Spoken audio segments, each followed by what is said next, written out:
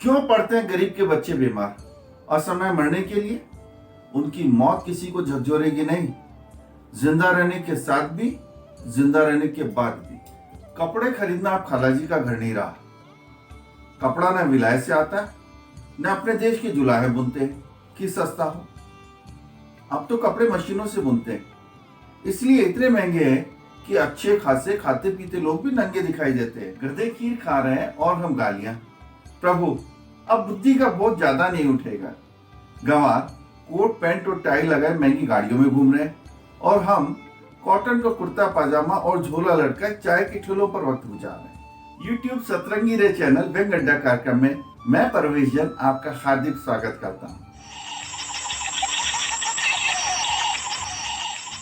कागज की कथा हरी कथा जैसी अनंत है। कागज होने पर बात की विश्वसनीयता बढ़ जाती है, बात को बनवाने का आत्मविश्वास आ जाता है। डंके की चोट पर पुरानी सरकारों की निष्क्रियता का आरोप मढ़ सकते हैं। पुराने ऋषि कथाकार वनों में क्यों रहते थे? ताल वृक्ष के वनों में। ताल वृक्ष क्या थे? कागज के कारखाने। जितना मर्जी उतने पत्ते तोड़िए और उन पर लिखिए। न पांडुलिपि प्रकाशक के पास जाती थी, न वह कह सकता था कि आपकी रचना पसंद तो आई, लेकिन इतनी पसंद नहीं आई कि इतना महंगा कागज खरीदकर आप जैसे लेखक की किताबें छापी जाए। संसद सदस्यों की छापेंगे, पार्टी प्रमुखों की छापेंगे, और यदि लेखक की छापनी ही है तो उन लेखकों की छापेंगे जो आयकर अधिकारी है, क्रय अधिकारी है या पुरस्कार अधिकारी है। व्यंग अड्डा कार्यक्रम में अड्डेबाजी के लिए आ रहे हैं व्यंग्यकार अरुण अर्णव खरे। व्यंग्यकार अरुण अर्णव खरे कहते हैं, अक्सर ये प्रश्न पूछा जाता है कि वह व्यंग्य क्यों लिखते हैं। जीवन में पग पग पर इतनी विसंगतियां, असमानताएं हैं, असहज स्थितियां कि आप उनसे निष्पय होकर रह ही नहीं सकते। ये स्थितियां चेतना को झकझोरती है, मन को कचोटती है, अंतस पर प्रहार करती है, दिल में क्रोध, शोभ और करुणा पैदा करती है। सच कहूँ तो व्यंग्य लिखा नहीं जाता, यह स्थितियां लिखवा देती है। जहाँ विरोधाभास है वहीं से व्यंग्य की विषय वस्तु मिलती है। किसी घटना, किसी वस्तु, किसी व्यक्ति को देखने का व्यंग्यकार का नजरिया अलग ही होता है। वह अनेक कोणों से इसे व्याख्यायित करता है।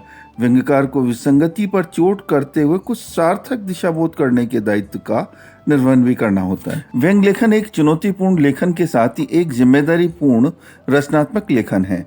व्यंग्यकार अरुण अर्णव खरे साहित्य के सभी विधाओं में लेखन कर रहे हैं। आप अपनी कहानी और व्यंग्य लेखन से देश भर में चर्चित हैं। आपकी रचनाएं देश की प्रतिष्ठित पत्र पत्रिकाओं सहित वेब पत्रिकाओं में प्रकाशित हुई है, जिनमें प्रमुख है दैनिक हिंदुस्तान, जनसत्ता, दैनिक भास्कर, दैनिक ट्रिब्यूनल, नई दुनिया, जन संदेश, टाइम्स, दैनिक जागरण, प्रभात खबर, पूर्वांचल प्रहरी, सरिता, सखी, सरस, सलिल, व्यंग्य यात्रा, अट्ठास, गंतव्य, वागर्त, साप्ताहिक हिंदुस्तान, आज, पुस्तक संस्कृति, अक्षरा, अक्षर पर्व, नारी, शोभा, नूतन कहानियाँ, समूहत, किरण वार्ता, मनस्वी, सुबह सवेरे, हिंदी मिलाप, वार्ता, रचनाकार, हस्ताक्षर, सर्ग विवाह इत्यादि हैं। आपकी प्रकाशित कृतियों में एक उपन्यास coaching@कोटा, 2 व्यंग्य संग्रह हैशटैग और मैं व उफ ये ऐप के झमेले तथा एक कहानी संग्रह भास्कर राव इंजीनियर सहित 2 काव्य कृतियाँ मेरा चांद और गुनगुनी धूप तथा रात अभी शाह नहीं प्रकाशित हुई है। एक व्यंग्य उपन्यास पानी का पंचनामा व कहानी संग्रह पीले हाफ पैंट वाली लड़की शीघ्र प्रकाश होगी। आपकी कुछ साझा व्यंग्य कहानी, लघु कथा व काव्य संकलन में रचनाएं प्रकाशित हुई है।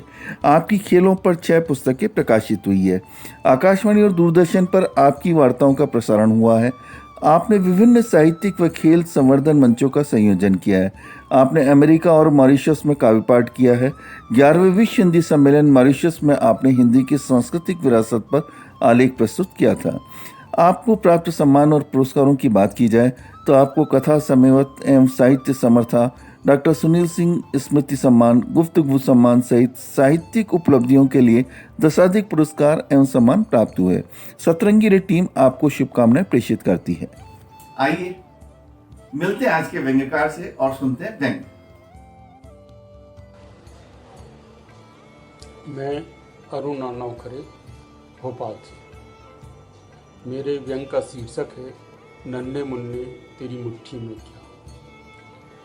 दूर कहीं बज रहे इस गाने नन्हे मुन्ने तेरी मुट्ठी में क्या को सुनकर सरकारी अस्पताल में भर्ती एक बच्चे के मुंह से बेसुधी की हालत में निकला चंद सांसें। ये शब्द सुनकर मेरे पैर थम गए, मन भारी हो गया, हृदय के भीतर कुछ रिश्ता सा महसूस हुआ।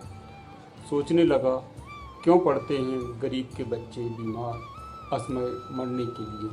क्या उन्हें पता नहीं है कि इस संवेदनहीन व्यवस्था में उनकी उखड़ती सांसों को उखाड़ फेंकने की भली भांति व्यवस्था की गई है? उनकी मौत किसी को झकझोरेगी नहीं, अपितु एक आंकड़े के रूप में कागजों में दर्ज हो जाएगी। जब ज़रूरत होगी तो व्यवस्था उन कागजों को हाथों में लेकर लहराते हुए बताएगी कि गत वर्ष इन्हीं महीनों में 101 बच्चों की मौत हुई थी, जबकि इस साल यह आंकड़ा मात्र 99 है। पिछले एक साल में स्वास्थ्य सेवाओं में लगातार किए गए सुधार से इस वर्ष शिशु मृत्यु दर में उल्लेखनीय गिरावट दर्ज हुई है। अगले साल यह आंकड़ा और भी नीचे लाने का प्रयास किया जाएगा। इसके बाद कोई प्रश्न नहीं और न कोई उत्तर दिया जाएगा। किसी की जिम्मेदारी तय होने का सवाल ही नहीं। जितना महत्वपूर्ण यह डायलॉग है, उससे कहीं ज़्यादा महत्वपूर्ण कागज होते हैं। कागज ना हो तो कुछ भी सिद्ध करना मुश्किल हो जाता है। इसलिए कागज बनाने और उनको सहेज कर रखने का रिवाज बनाया गया है।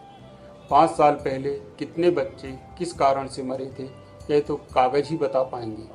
मौखिक बताने पर कोई विश्वास नहीं करेगा, पर कागजों की बात अलग है। कागज हों तो बात की विश्वसनीयता बढ़ जाती है, बात को मनवाने का आत्मविश्वास आ जाता है। डंके की चोट पर पुरानी सरकारों पर निष्क्रियता का आरोप मर सकते हैं, संवेदनहीनता को भी संवेदनशीलता सिद्ध कर सकते हैं। कागज की कथा हरी कथा जैसी अनंत है। उस बच्चे के शब्दों से व्यथित हुए हृदय के साथ मैंने बच्चे के सिर पर हाथ फेरा। बेटे, ऐसा नहीं कहते, तुम देश का भविष्य हो। वह अर्धमूर्छा में फिर बुदबुदाया, भविष्य? यहाँ से बच भी गया तो कोई दरिंदा शोषण करके गला घोंट देगा, या कोई अफरता बेचने के लिए अपहरण कर ले जाएगा, या फिर छिपकली गिरने से जहरीला हुआ मिड डे मील खाकर फिर यहीं आ जाऊंगा। हमें भविष्य मानता कौन है? हम एक आंकड़े भर हैं, जिंदा रहने के साथ भी और जिंदा रहने के बाद भी। निरुत्तर कर दिया था उसने। लगातार सोच में पड़ा हूँ, पर अभी तक कोई उत्तर नहीं मिल सका है जो उसको दे सके। मेरी तारीफ करो या मुझे बदनाम करो, जो भी बात करनी छुप कर नहीं, सरेआम करो।